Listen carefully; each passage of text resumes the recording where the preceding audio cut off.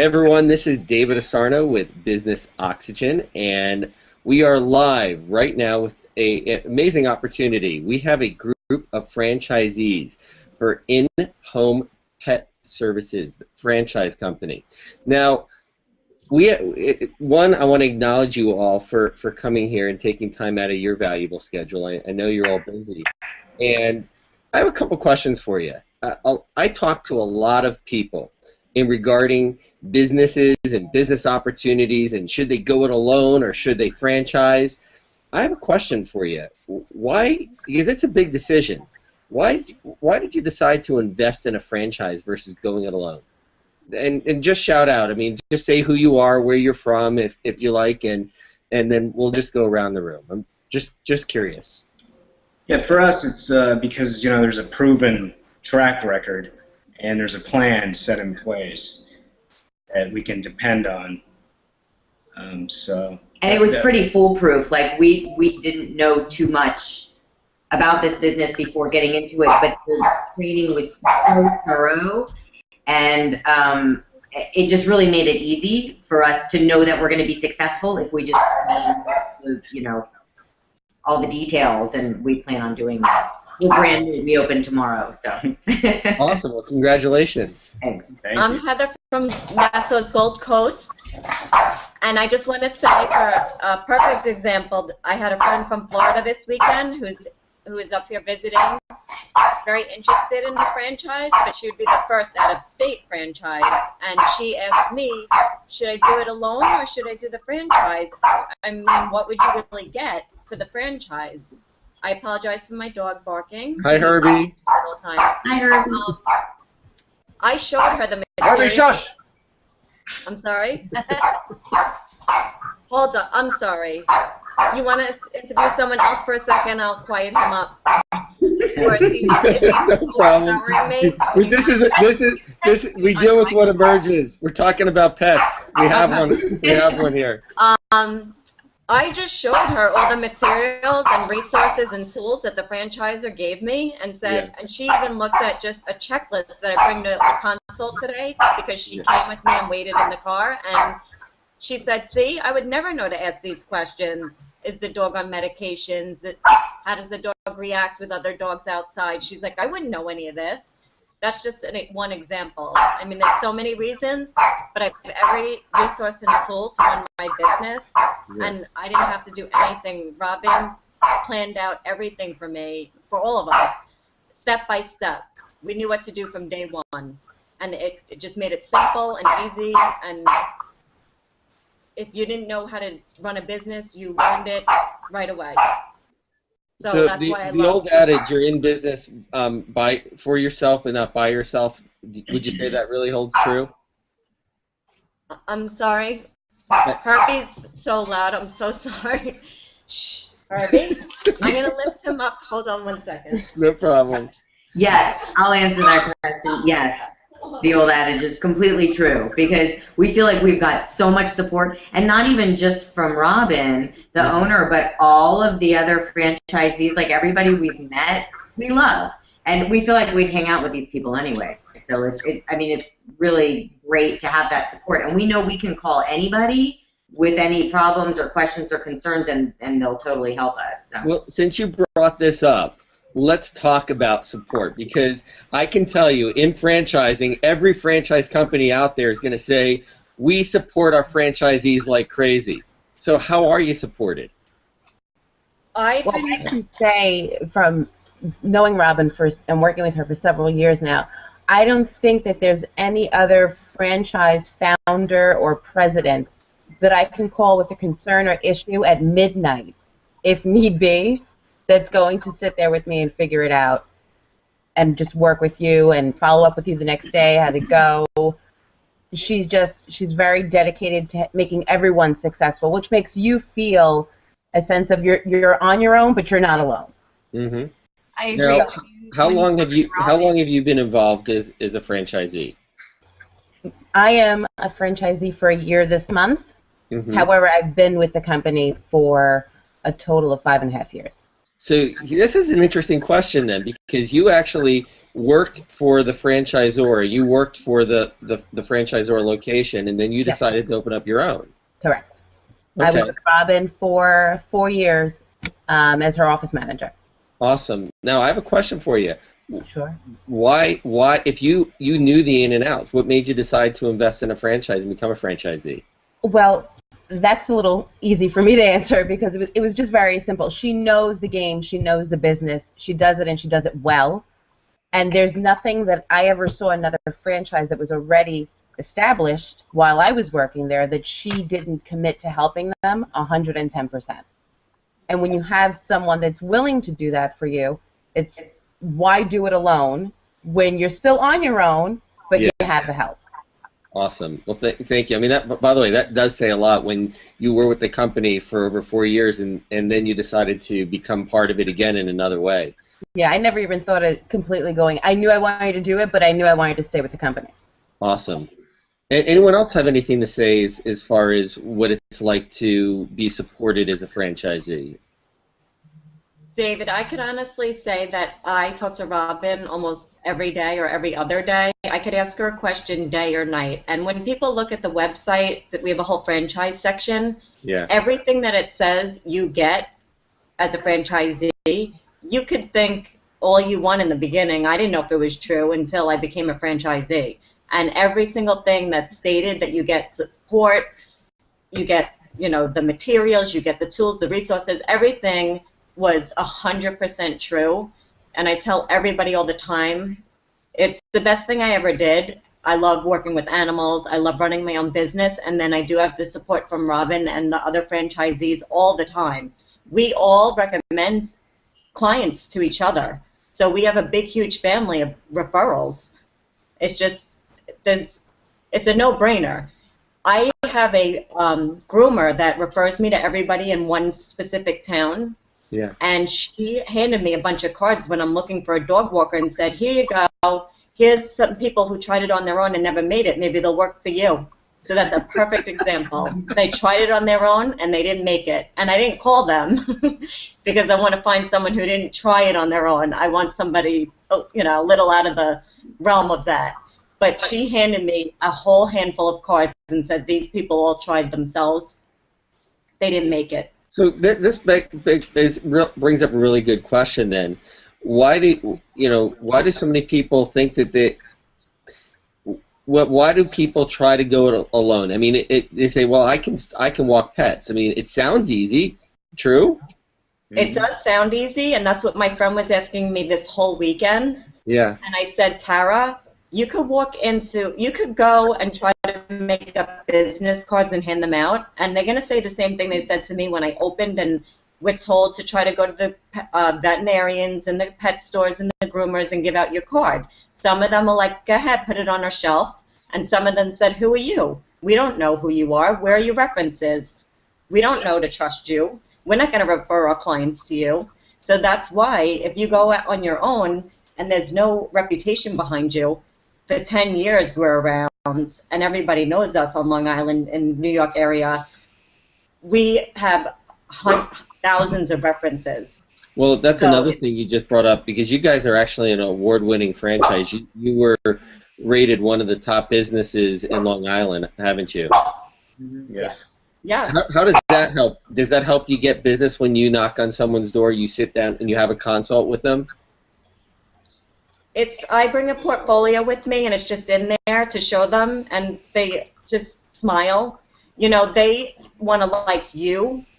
They want to know you and like you, but when I go through my book and say, we won Best Pet Sitting last year of 2012, they're like, oh, that's nice, but it goes along with they already know they want to use us because their friend referred them already, or the groomer referred me already. And I asked the consultation today I went on, do you want to go through my book and I could tell you all about me and everything that the business is about? And she's like, no, the groomer Laura referred you.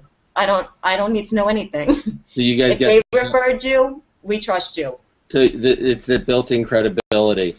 So Yeah. Okay, let's have some fun. What's your favorite type of pet and breed if it's a dog?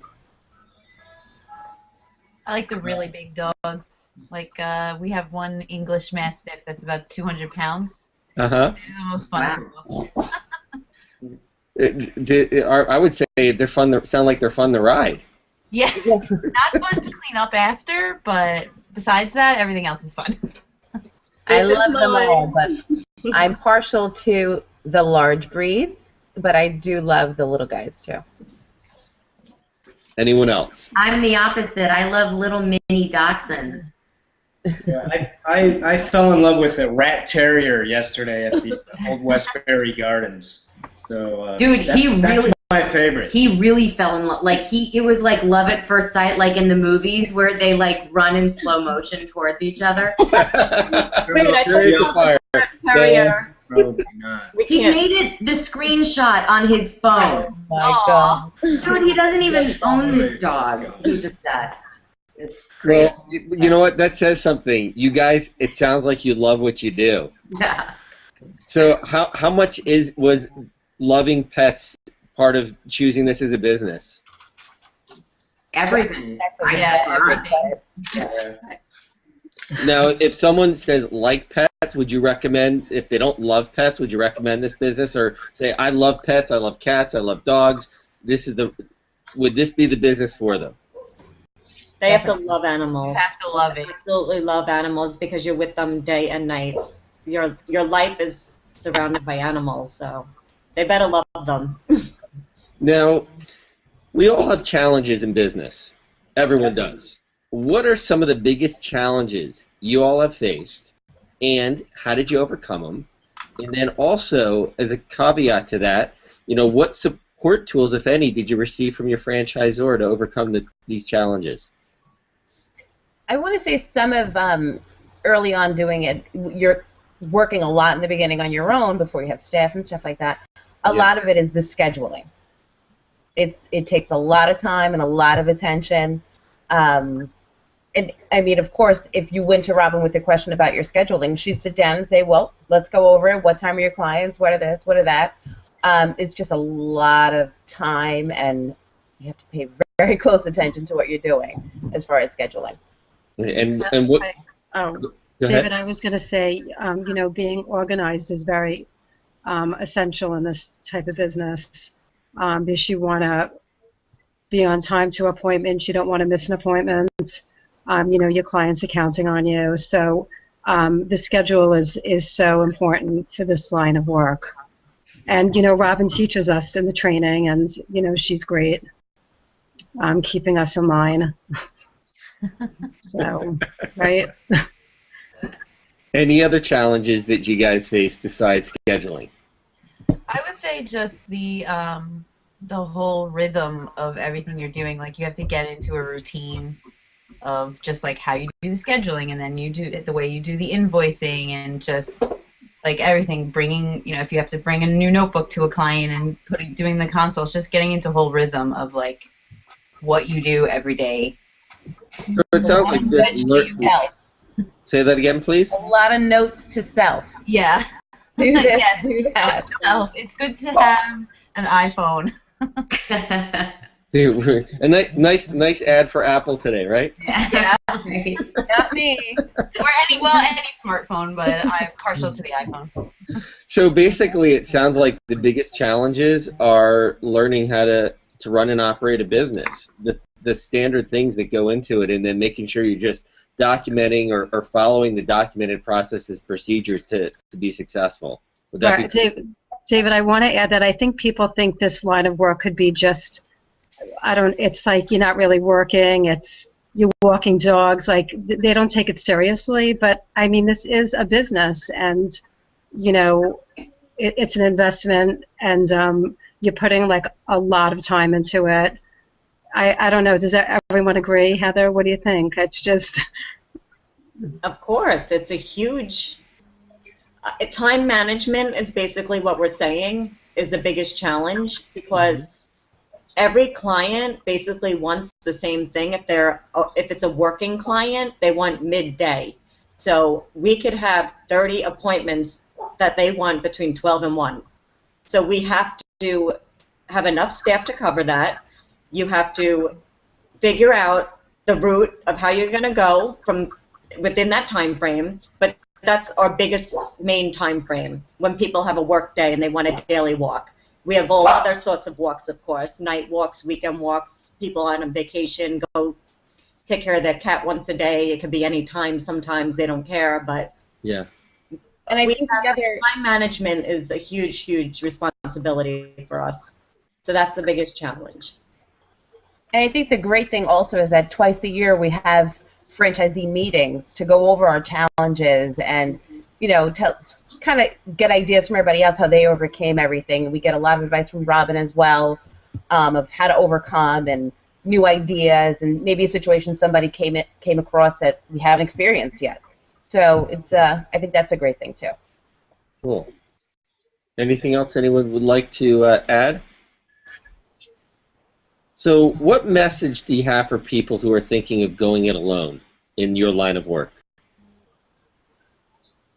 Well, you know that I can't quote the actual number statistic right now, but if anybody looks up franchises versus trying to open a business on your own, there's whatever percentage chance of succeeding with a franchise, just say is 90% compared to whatever percent trying it on your own. I mean, it's a statistic. It's facts. Maybe that stack of business cards that you got says a lot right there, doesn't it? Are you talking to me? Yeah, that stack of business cards that didn't you get from was it the groomer? Oh, yeah. From the groomer. She said, you know, I said, I'm looking for people. You're always giving me people, but I need people. That's my biggest challenge. I need staff all the time. I grow every week. I just get new clients constantly now. And I have 3 people working for me. I opened about 1 year and 3 months ago, and I can't keep up with the business. I need more people. You need more good people, it sounds like, obviously. Yeah. And the groomer said, should I cut back on giving you business? You don't say no, but I just work day and night because I'm not going to, you know, that's how I am. I'm a hard worker, and I'm going to put 100% into this. Well, it sounds like you're on a good growth curve. Now, have you ever been afraid to go in a home with a pet? And how did you overcome it? Well, I've never been afraid, and we always do a consultation prior to actually going in on our own. We always meet the people and meet the dog, and you know, if it's a larger breed, if the dog is a little skittish around you, I don't think the owner wants you to come in if the dog's going to attack you either way. But Sure. I mean, there's always situations where you're like, I hope it works out, but I've never been in a bad situation before. Yeah, I've never been afraid. Well, you learn at the consultation. I mean, if the dog is iffy, then you have to figure something out. Like, you can't be going into someone's house with a vicious dog. But actually, the most scared I've ever been was of a cat when I had to give it a shot. Cats can be probably scarier than dogs when you have to give them medicine. Yeah, they don't like it, do they? Yeah, actually, that's the one time that I couldn't even do it because the cat wasn't having it. So, but you know, the owners understood. They knew their cat was vicious, so it worked out. Here's a question for whoever would like to answer. What's it like owning your own business and being a franchisee? If you could sum it up in a few words, go around the room. We'll have everyone. You know what it's like to own your own business and being a franchisee with In-Home Pet Services. We're really excited about it because, like I said, our grand opening is tomorrow. So we just went through all of our training. But the thing we're most excited about is that we know we can make it as big as we want to make it. So we plan on just going big and doing everything, you know, as big as we can. And we're excited that we can kind of have control over that. I don't know. Yeah, What do you exactly. have anything to add to that? No? No, that pretty much sums it up. And I mean, everybody is doing so well that it's like, you know, really encouraging. So Awesome. Who else would like to share? I will. I think that one of the greatest parts about it is that you are your own boss. You do own the business, but you have the support of, it's sort of like a family. You know what I mean? You can count on anyone to help you, or, you know, maybe someone's been in a situation before, like I said, and you're still working, you're still part of a business, you're part of a huge business at this point, and you have this support system of it's sort of like a family. Mm-hmm. You know, you can call Robyn up and just be like, I know you're eating dinner, but so, you know, I think that's the greatest thing, and it is a lot of hard work. You know, it's not easy, but it's great at the same time. It sounds like it's rewarding. Definitely. Who else? I'll go. I opened a year and 3-4 months ago, and I didn't know what to expect at all. I used to, you know, at the first couple of months, I was so nervous. I said, Robyn, what if I don't get clients? What if I don't get clients? And now I've overexceeded how many clients I'd have at this point, where I said I still need more staff, and I just added someone 3 weeks ago, and I need another person already. That everyone in my life is just shocked. They're like, I cannot believe how much you built up this business. I cannot believe how far you've come in this short period of time. And I said, that is why I bought a franchise. I told everybody from day one when they said, do it yourself, don't do a franchise. Why are you going to do a franchise? I said, because she gave me all the tools to learn how to run a pet business. I was an office manager. I was a flight attendant. What did I know how to run a pet business? So I learned it all from the franchisor, and here I am, over-exceeding all my expectations. It's amazing. Awesome. Congratulations. Thank you. Who else? I have to say the best part is definitely being your own boss. And it's good because even though you still get the feeling of being your own boss, but then you still get the benefits of having someone who has more experience than you to answer your questions, like Robyn. Like, so we are our own bosses, but we still have leadership to help us with anything that we need. And then besides the fact that you're running a business and it's a lot of work and stuff, it's fun. It's so much better than sitting in an office. Like, I can't even describe how much better it is to be walking around outside in the sun all day. Even in the snow and the rain, I'd rather be outside walking and playing with dogs and cats than doing anything else, especially than being inside in like a stuffy office in front of a computer. Awesome, thank you. And Ruth? What I love about tell me the question again. What's it's been a long day. What's it like owning your own business and being a franchisee within Vet Services? Well, I love the support, obviously, and you know, Robyn's wonderful. I love the teamwork, and like Lisa and Heather and Danielle said, you know, you're your own boss and you have control, but you have someone to give you the leadership, and it's so true. I mean, Robyn's always there, and you know, she wants to see you succeed and grow. And and I have no regrets. Awesome. So, is there anything else that anyone would like to add before we wrap up today? Anything that hits your mind that you would like to talk about or share? South Nassau's hiring. What was that? South Nassau's hiring. And Herbie wants to say something. Hey, Herbie. Hi, Herbie wants to say that he's so happy that I did this because I have so many clients that want Herbie to actually come on the walks with their dogs because they love him, and I get to bring him with me. So I actually, I don't know if you know this either, was the first client turned franchisee owner. So Robyn watched Herbie for me while I worked in Manhattan, and I knew my company was going to end in 6 months, and I was just drawn to her website that said franchises available, franchises available. That stuck in my head, and I called her, and I said, is the territory near me open? She said, yes. I said, I'm coming to talk to you. This is it. I knew I wanted to run my own business, but I never really knew what. And I love dogs. I love animals, and I said, this is the perfect fit for me. So I was the first client turned owner. And I used to walk Herbie when I worked for Robyn before I opened up my branch too. I used to walk Herbie. So he's been in it since day one at 9 weeks old.